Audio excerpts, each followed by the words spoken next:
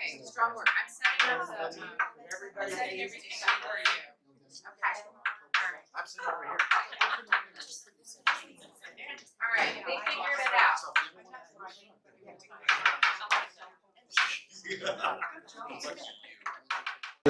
Okay, we're gonna start the meeting at 7:11.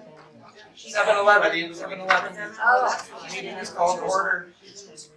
Everybody please silence your phones if they're on, including me.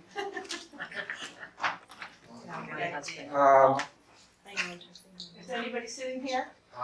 No, you can sit there. Okay, so somewhere I have an agenda. Here we go. We have a quorum. One of our members, Merle, has withdrawn from this committee. So the committee now has a total of 5 members with a quorum of 3. So the bad part is that we have one less member. The good part is we need one less person to make a quorum.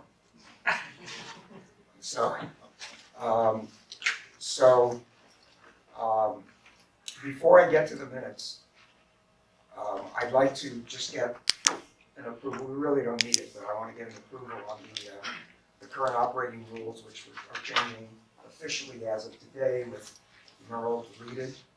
The only change on these operating rules since 2018 is the change eliminating Merle's name. Safe hadn't been on the list, but he was added. He's actually been a member of the committee. We just neglected to change our operating rules. And the change in the number of members for a quorum down to 3. Everything else is the same as it has been, so could the committee members please take a look at the operating rules and let me know if we're in agreement on that. Come on, Leanne. No, thank you. Hi. No problem, we just started. It's kind of hard to find the place. Okay, anybody have any objections to these new operating rules? No? I Okay. didn't even hear them. Oh, they're printed, but it's really more, it's for the committee members anyway. Oh, I've been kicked off. I can give you, here's a copy. You pass that down. Whoops, I'm sorry. It's okay. I can't read my writing anymore. Okay, so operating rules are approved. I will get them over to Brad to be posted. Okay, next. Let's take a look at the minutes from the January meeting, which was our last meeting, which we meet in February. Could I just explain something? I screwed up on the meeting in November of 2019. I put it all together. It was actually 2 meetings. And so I included the minutes for November in here. This extra agenda? No, Here. You have the minutes? So I included them for information I only. haven't got that. And then on the Get a copy of the minutes. She can't vote on the So the minutes we want to vote on is the cover sheet, which is for January.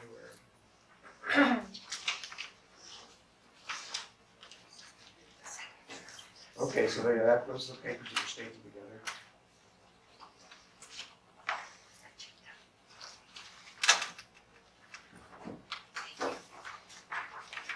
Okay, so there's 2 sets of minutes. Oh yeah, okay, there's 1 set of minutes for January And and 2 sets of minutes for November. We'll get to the November afterwards.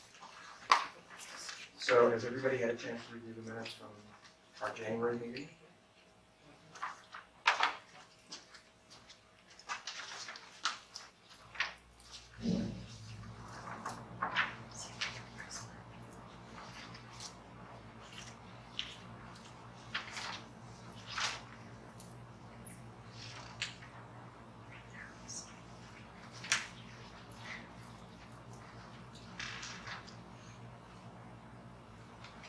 You might notice on the January minutes that under new business, it says all agreed that we should get a speaker from DTSC for a future meeting. Welcome to the future meeting.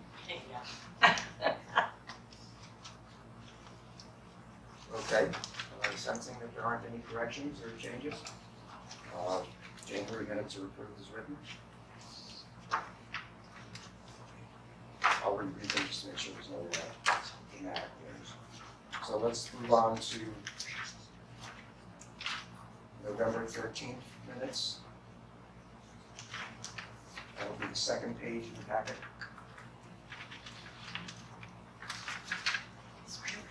Wait a minute, that's a special meeting. The first meeting is on the third page. Yeah, let's do the last page first, which was the first meeting. The one that doesn't say special meeting, it's the third page. Oh, no. It's still on the page.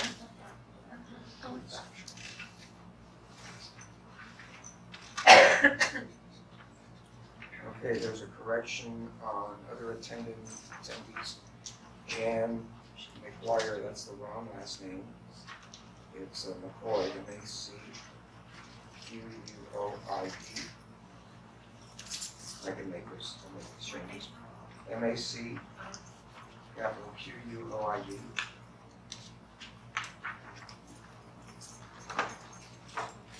Thank you.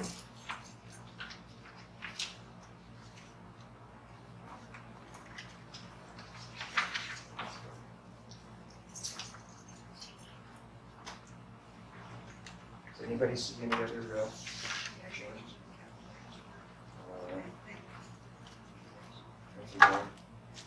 Sustainable organization, yes.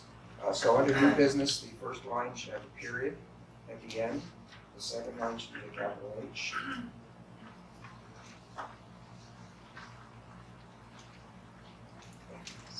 Under old business? New business. It says John Luber. The end of that first paragraph line.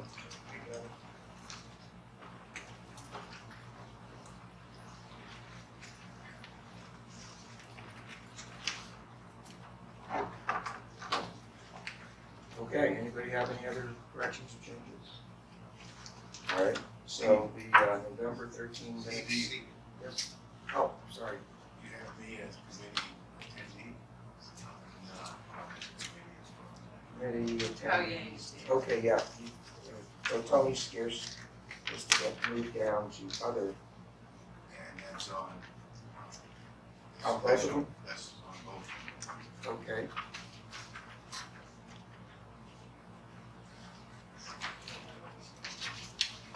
Thank you, Tony.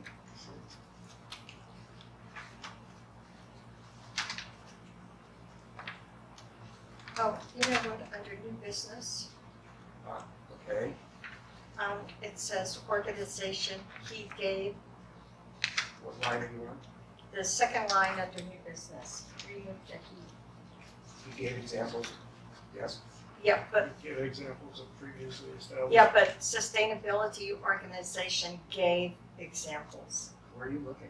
Oh, no, there's a period at the end of that first line. There is? Yeah, Yeah, there's a there is period now. after the first line, I'm sorry. As soon as you put it there, there'll be a period. Okay, then this gives, Capital H. Steve, do we need to give the whites? We'll deal with that when the presentation starts, yes. Okay. Okay, any other corrections on the November 13th minutes? All right, let's go to the second page, which is the special meeting that followed the initial meeting on the 13th of November. So we've got two of the same corrections. Tony Skipp's being moved down to other attendees. McGuire changed to McCoy, how do you spell her name again? M-A-C-Q-U-O-I-D. McCoy. McCoy. Scottish. Sounds Irish. Well, it could be Irish. Their family Scotch-Irish.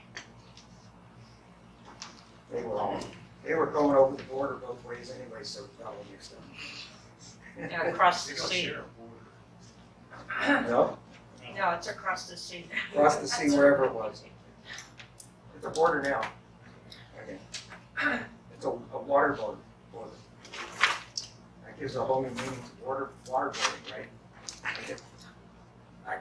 I'm sorry, I couldn't.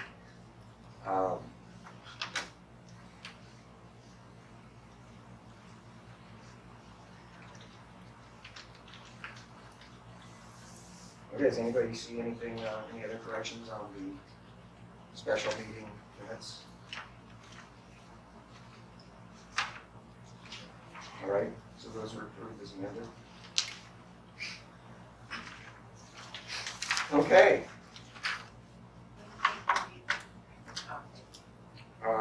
So let's move on to number 4 on the agenda, which is comments from the co-chairs and updates.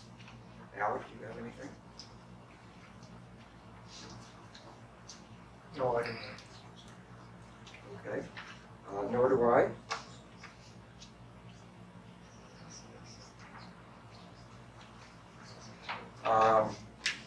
Are there any public comments from anybody here? Am I public or board member? You're a board member, There's not a committee. but not a committee member. Neither am Dan, Like me and 20 here. so do you qualify for public comments? It's kind of, I know it's kind of. We have an authority right here.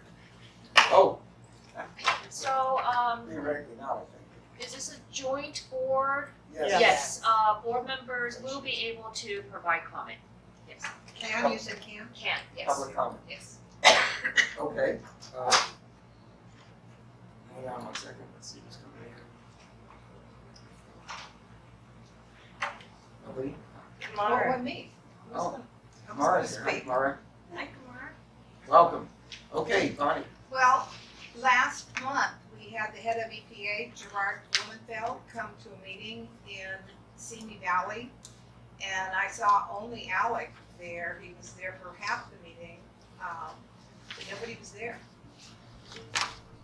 So this was a meeting of the work group we talked about? Yeah, Nobody was at the work group meeting? everybody was I was full, at the- but nobody from this But there board. was somebody else beside me. I didn't, you were the only one I saw. Yeah, I was gonna come, but I had a conflict, I had another meeting that night.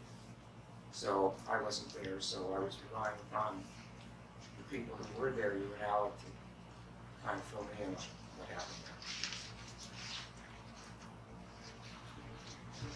That's the end of your comment? Yeah, I was just saying, everybody missed a very important meeting. Okay. Can you give us a quick summary? Any other public comments on? Steve, I can. can she give us a real quick summary? Well, what I took away from the meeting was, he said, we're not changing the cleanup depending on the end use. So it's like, he doesn't care what you use for the end use, we're not changing the cleanup for end use. Right, no, I think they're pretty well, my understanding is they're pretty well determined at what cleanup level it is that they're gonna require. That's what my understanding is. So, Well, then I just got 2 reports, one on air monitoring and then another report from DTSC. Well, to answer that a little bit, my goal was to get DTSC in here to explain DTSC. And so, more along the lines that Blumenfeld did. And so we'll put all the other subjects into later meetings. This is a DTSC meeting. any other public comments? No, I do want to suggest you're here to maybe move your chairs over in here. Can I So that sit you'll back be able- there? Well, as long as you're on that side of the table, yes, Oh. it's fine. There's chairs all over. You can move your chair anywhere as long as it doesn't. They roll. As long as you don't block a camera, it's just fine.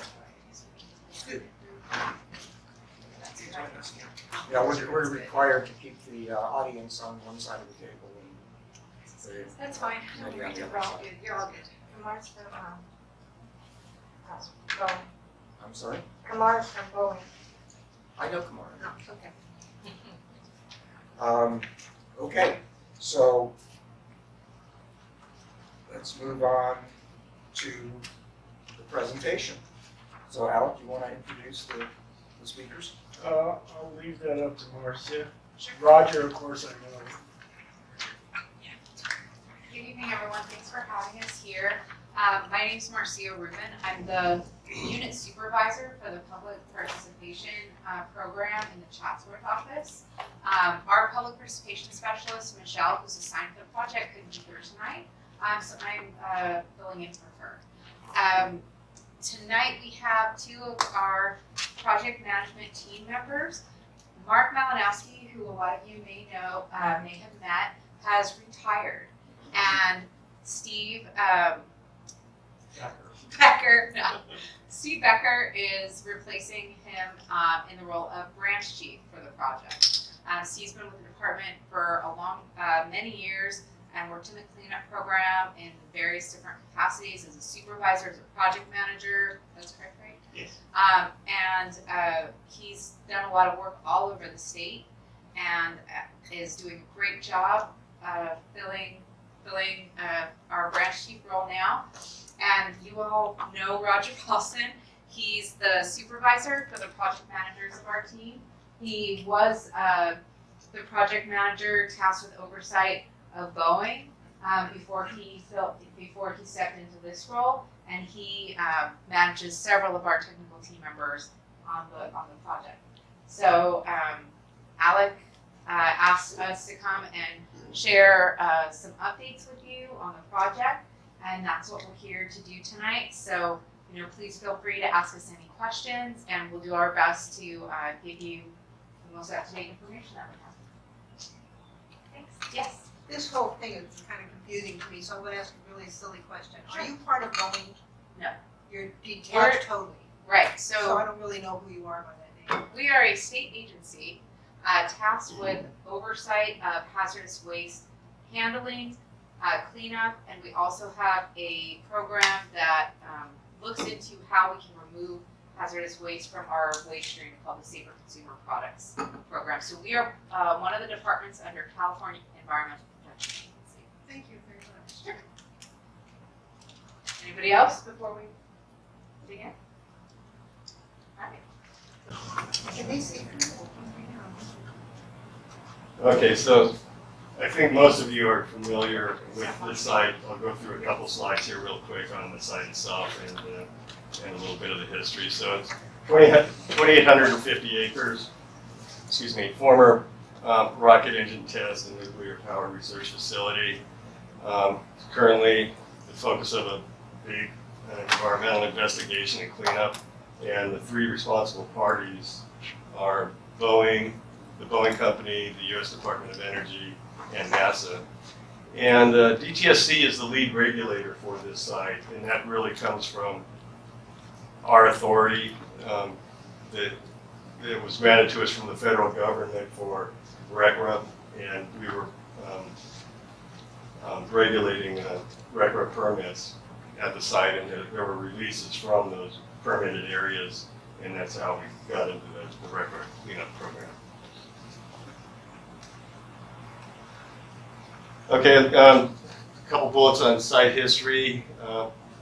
Started in 1947 by North American Aviation.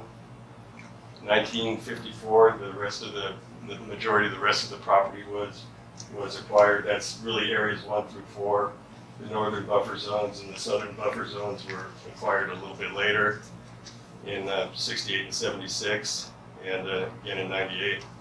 And the rocket motor testing went on from 1950 to about 2006, and the nuclear testing was from 1954, to 1988.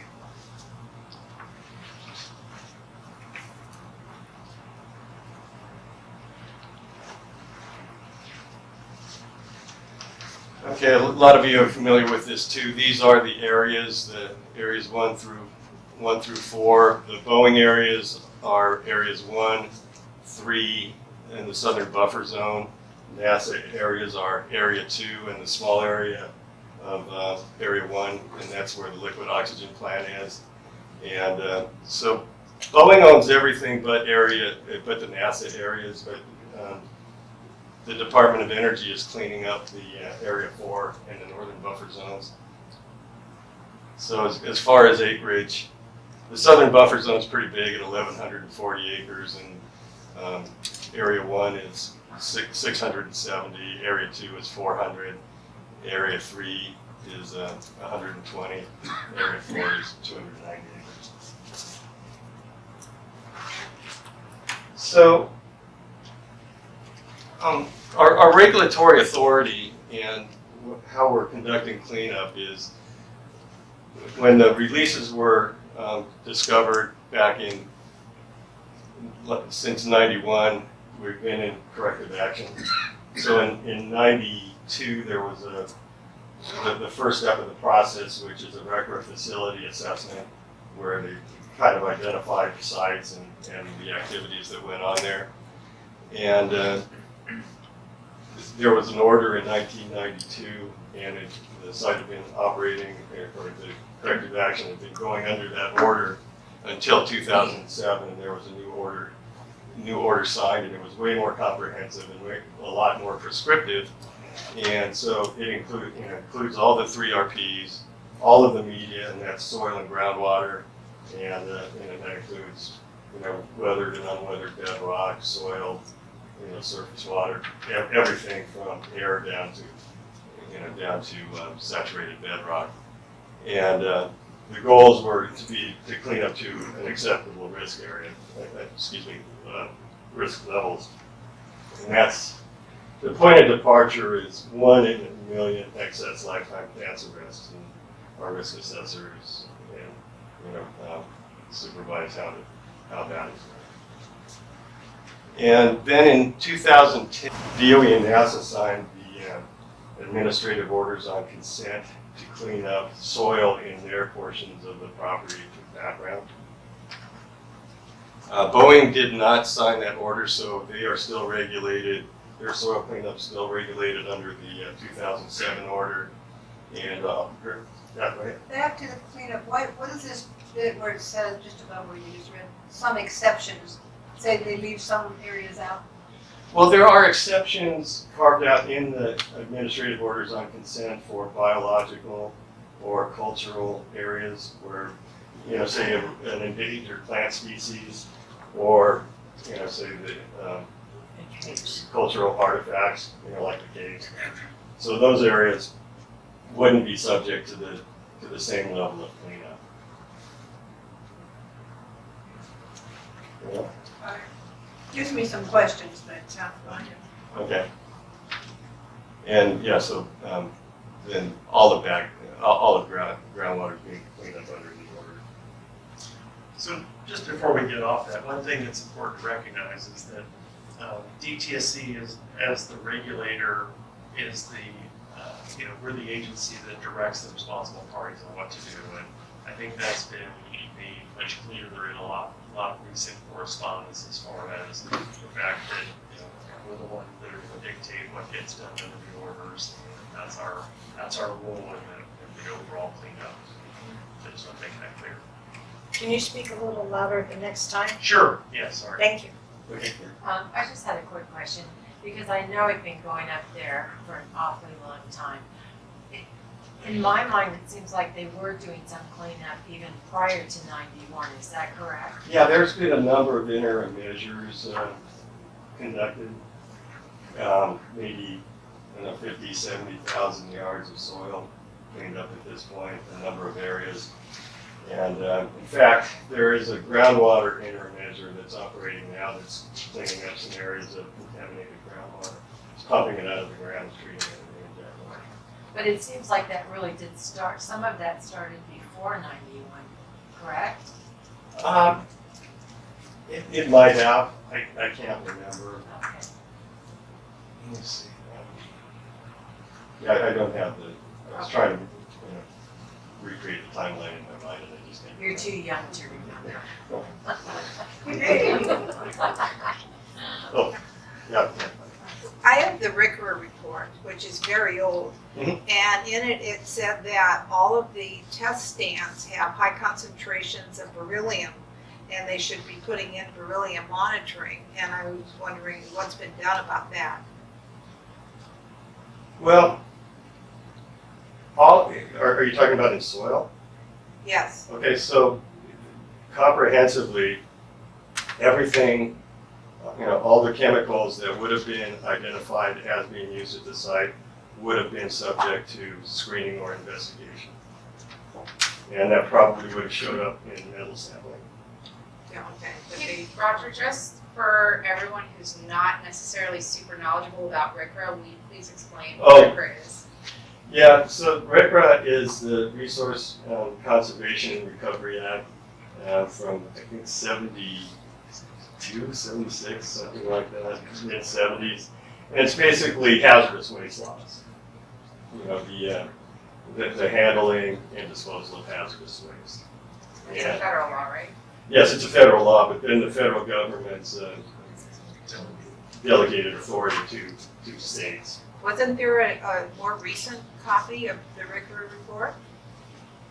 Well, there's been a lot of RCRA facility investigation reports submitted in the last several years.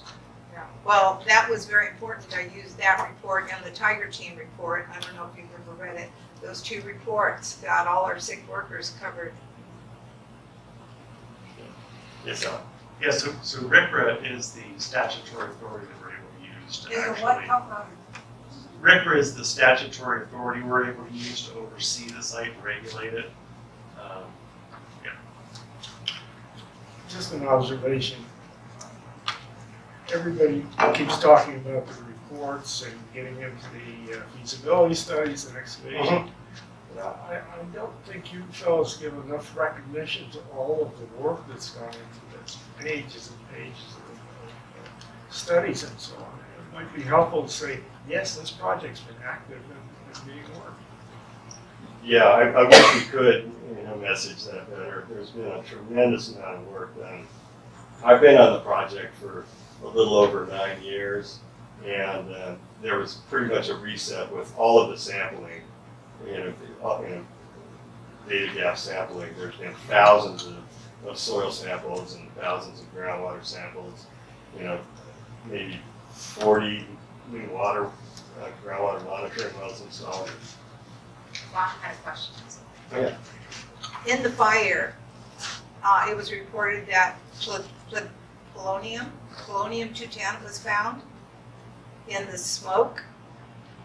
Mhm. Okay, do you know any more about that, where it came from?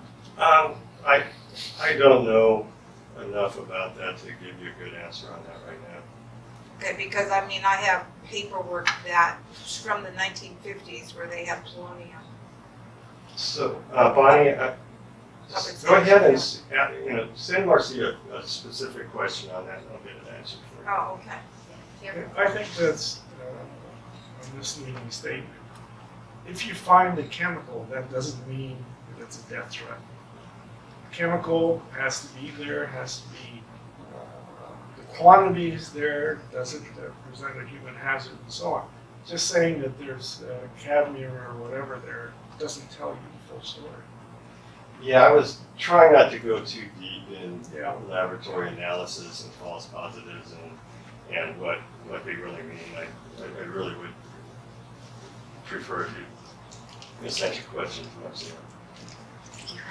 Yes. I can understand your statement now, but this is, the thing is, this board has been dealing with this for many, many years. The Santa Suzanne, the public's been after us to take care of it, so we've been going to a lot of different meetings and everything like that, and studying. So when somebody asks a real detailed question, it's because we've had the surface discussions a lot, but it's the deeper discussions, and so forgive us if we do that, but that's where we are. Yeah, and that's fine. It's just, you have a finite reservoir of facts that I can store, and I can research anything. And Wonder how many get an ounces, answer. how many ounces. Yeah. But no, that's why we're so detailed. Yeah, I understand. I appreciate that. And we do respond to questions. Okay. Yes. What is naturally occurring in the soil? What kind of chemicals and radiation and whatnot? Because as I understand it, the granite block, the sandstone rocks have radiation in it, and it's just naturally occurring. There's also naturally occurring arsenic in the ground, so what, how can you determine what's naturally occurring from what's been injected or left in? I'll answer that in a second. I've been trying to keep this at a higher level, but Okay. the easy answer is really most of the metals, except for the fission products, there are concentrations of those in background. Most of the metals. You probably won't find solvents, TCE. Right, That, yeah. those don't occur naturally. There are some hydrocarbons that will show up. That's a tricky thing to get down to really low levels of detecting hydrocarbons. Start getting interferences with natural hydrocarbons. Yeah. So and dioxins, those are formed with burning plants, and Yeah. so there's a number of things that can occur as background. Yes. What level of cleanup does your organization recommend? Could you Speak speak up. a little louder, please? What level of cleanup does your organization recommend? Well, we've got agreements on the levels of Not the cleanup. agreements, but what do you recommend? Just so that, let's run the recorder on it. Well, no, we will regulate to the authority in the orders. That's our recommendation. Is going with what is in the orders is what we're going The to. 2007 orders or the 2010 orders? The applicable orders. Okay, which is 2007. Well, 2010 is applicable for soil and for DOE and NASA. So that's what we're regulating to.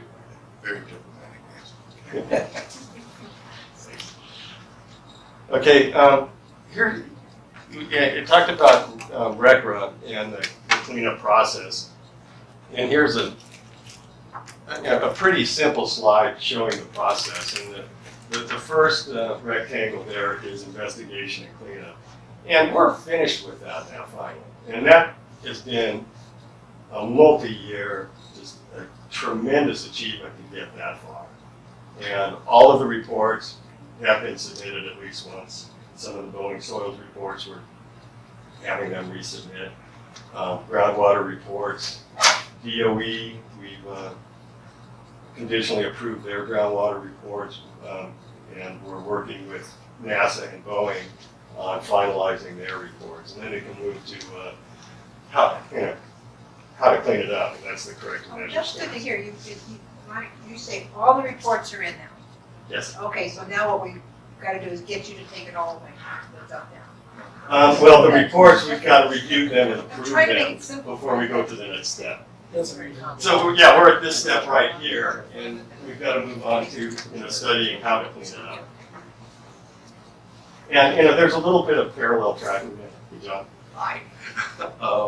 Here's the loaded question. When are you going to release the EIR that quantifies all of that stuff for us?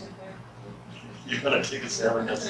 So, and I've been waiting for this for Yeah, like I 5 know. years or so. I understand. Every 6 months they say, oh, in about 6 months it'll be ready. It's being reviewed by the decision makers. Well, so right now, we're in the process, we have, I think over 3,000 comments on the EIR, which we're in the process of responding to. And then we have to obtain some additional funding, which we're currently in the process of right now, to make revisions to that and then issue, the final on that. The target at this point is sometime in 2020. That's about the latest and greatest information I can put out there. And if I ask how long it's going to take to get to all those other things before we get to the cleanup, it'll be somewhere around 5 years or so. Well, let me just say, so with the EIR, we were really actively working on it. We had a change in administration, which required us to take another look at some things. They came in with a fresh set of eyes. They wanted some questions answered. So we've been addressing those. So that has led to a little bit of a, slowdown in getting it finalized. But we are working diligently, and once we get the funding in place, our direction is to try and get it completed as soon as possible. How much funding do you need? The funding level that we're looking at, I couldn't put a number on the exact amount for just the EIR. What we're looking at right now is requesting funding from the RPs that covers us through a lot of the activities, including review of cleanup documents and comparison of those to the EIR to make sure they're compliant. So, the total amount we're looking for is somewhere in the order of about $1.5 million. But that covers beyond completion of the EIR. It covers a lot more activities than just the EIR completion itself. So it's important to recognize. I mean, I couldn't even take a guess without looking at the breakout of it. But it is in progress, and we very seriously are trying to get it done. It would be great. We were We've close been to, waiting we for were about close to having it 8 years done or so. when the administration changed, and so, you know, Gotcha, things happen. gotcha. Could I ask a question? Did I understand correctly that you believe the project is in the facility investigation? Or, We finished the sampling and the field work. right, We're in the reporting, the review and approval right. portion of that right now. But we're also, incorrect measure studies in groundwater at this point too. Yeah, so at this point, all the sampling has been done, the reports are coming in, a lot of them have already been reviewed and commented on, several of them approved, and like Roger's saying, some of them are already moving into the corrective measures portion. So the good news is, the nature and extent, for the most part, has been characterized at this point. It's a matter of assessing it, making sure it's complete and thorough before we move forward to figure out, how the cleanup will be accomplished. And even to add on that is, there's a real victory with the groundwater corrective measures, because that is active cleanup, and that started, that has started up. Been going on. And On the street. All this, every time I go up there, there's like all these treatment plants with, treatment water that. Yeah, it's been going on. I thought they burned up. no, some pipelines burned up. The surface water treatment plants are different than the groundwater treatment plants. Surface water is being treated, and that's regulated by the water board. But the groundwater that's being extracted and treated is part of the groundwater intermeasure that ultimately will be rolled into, I can't say that right now because it would be pre-decisional, but ultimately something like that will probably be rolled into or expanded as part of the groundwater corrective measures, for groundwater cleanup at the site. I'm just curious, you said groundwater is being treated. Yes. I wasn't aware of that. What method or what technique is being used? Well, they're pumping the water out of the ground and they're running it through filtration. They run it through 3 or 4 processes because they're treating for VOCs, for chlorate, and metals. And the metals are a little bit, they have to use ion exchange resins to treat the metals. And how badly contaminated was the groundwater?